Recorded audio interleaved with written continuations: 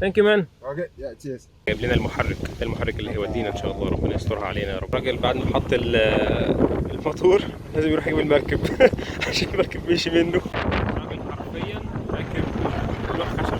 صباح الخير، النهارده تجربه جديده ان شاء الله. احنا رايحين جزيره في وسط المحيط الهندي، فانا متحمس جدا ان احنا هنشوف هنعمل ايه في الجزيره دي.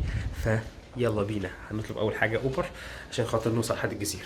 بسم الله. اول حاجه هنعملها اللي احنا هنفتح جوجل مابس وهنختار وايت ساندز. فوايت ساندز دي ليه؟ لان هنا لو جيتوا قربوا كده شويه هتلاقي ان انت عندك مومبيديا فري، وهي دي اللي احنا عاوزين نوصل لها بالظبط. بس هو المكان بتاعها مش مظبوط قوي، فبعد ما بحثت شويه على النت والكلام ده كله عرفت ان هي المفروض موجوده في فندق اسمه وايت ساندز. فانا دلوقتي هبدا اطلب اوبر اوبن اب، وهتلاقي عندك الخيارات انك ممكن تاخد اوبر اكس اللي هي سياره، او تاخد بودا اللي هي موتوسيكل، وهتاخد بوا اللي هو توك توك. ده 4 دقايق كويس جدا، هتبقى افضل، هتبقى مور سكيور. كده خلاص احنا اتصلنا بالراجل وقلت له اللي انا هستنى تحت قدام هو في الفندق. احنا حاليا خرجنا زي ما انتم شايفين الفيو في الفندق عامل ازاي، وحمام السباحة اللي كنت بقول لكم عليه من فوق هو ده. احنا دلوقتي ركبنا الكوبر مع جورج ورايحين لحاجة اسمها وايت ساند هوتيل، وده بيبعد تقريبا من المكان اللي انا فيه 25 دقيقة. فخلينا نتفرج شوية على الطريق واحنا ماشيين.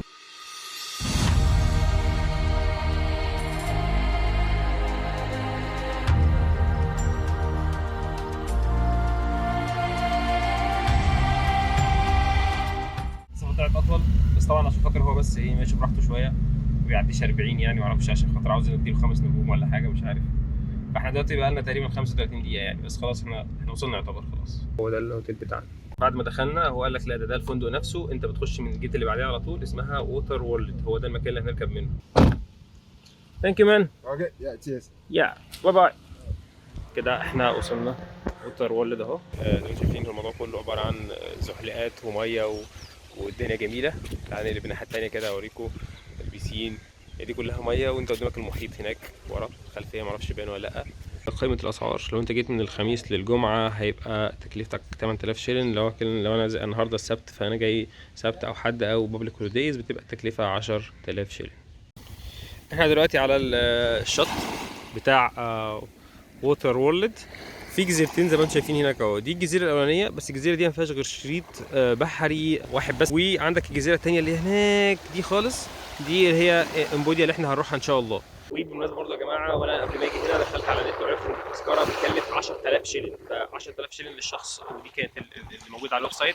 لكن لما جيت هنا قال لك لا ده 10000 شخص بس مينيمم 4 اشخاص، فانت لو دفعت ال 40000 هنطلع كلنا. فقلت له لا نستنى بقى يا عم، انا 40000 ايه ده، لسه في مصاريف هتدفع وفي رسوم دخول الجزيره وحوارات ثانيه كده. عشان انت كحيان، انت كحيان يا محمد، انت كحيان يا محمد، وهتفضل طول عمرك كحيان يا محمد. يلا يلا كحيان، من هنا مش هيدخلوك من على البوابه. يلا دلوقتي يا جماعه احنا دفعنا 10000 شيلين للمركب و27000 شيلين للفيز بتاع دخول الجزيره يعني. جايب لنا المحرك، ده المحرك اللي هيودينا ان شاء الله، ربنا يسترها علينا يا رب. الموضوع صعب الصراحه يا جماعه. الراجل بعد ما حط الموتور لازم يروح يجيب المركب عشان المركب مشي منه. A few moments later. ركبه اهو، ركبه هانت. ربنا يا رب ينتهينا بالسلامه بقى ونتحرك. بالمناسبه يا شباب، الموضوع بيبدا يعني اول مركب بيبدا الساعه 10، عشان ما تقعدوش القعده اللي انا قاعدها دلوقتي دي. انا جاي من الساعه 8 تقريبا، الساعه 9:30 دلوقتي، ولسه اول مركب الساعه 10 يعني. فكده ده سوء تخطيط مني، بس انا بقول لكم عشان خاطر تبقى عندكم فكره ان شاء الله لما تيجوا تزوروا الجزيره دي يعني. From here?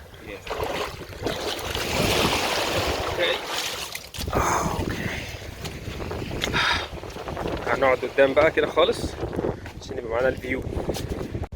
نبدأ يسحبنا بقى عشان خاطر ايه نفك الحبل. سبحان الخالق، في وسط المحيط ازاي؟ في وسط المحيط الراجل حرفيا راكب لوح خشب. هو دي الحتة اللي احنا عليها. طبعا الجزيرة طويلة، لكن احنا بالنسبة لنا هي دي الشط اللي احنا نقعد عليه بس. يا جماعه ايه، خليكم معايا بقى في اللحظات الجميله دي. اللحظات اللي احنا بنقترب فيها من الجزيرة. دي المية نقية حوالين الجزيرة نفسها. متخيلين دي جزيرة في وسط المحيط، يعني مفيش أي حاجة حواليها خالص لحد مد البصر. أنت يعني قاعد in the middle of nowhere حرفيا. ادي البحر، وادي الجزيرة بتاعتنا اللي احنا هنقضي فيها اليوم النهاردة إن شاء الله.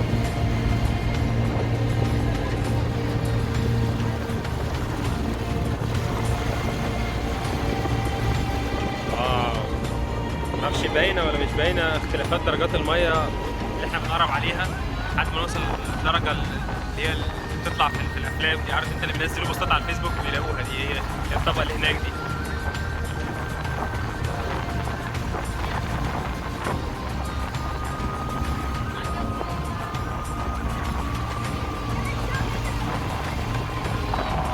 دخلناها خلاص. المية النقية الصافية الكريستال دي. So I think we are free.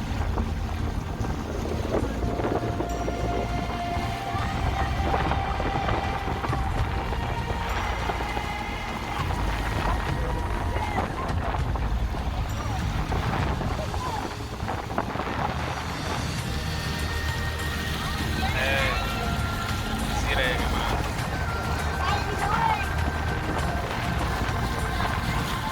نقاء المية عامل ازاي؟ واو.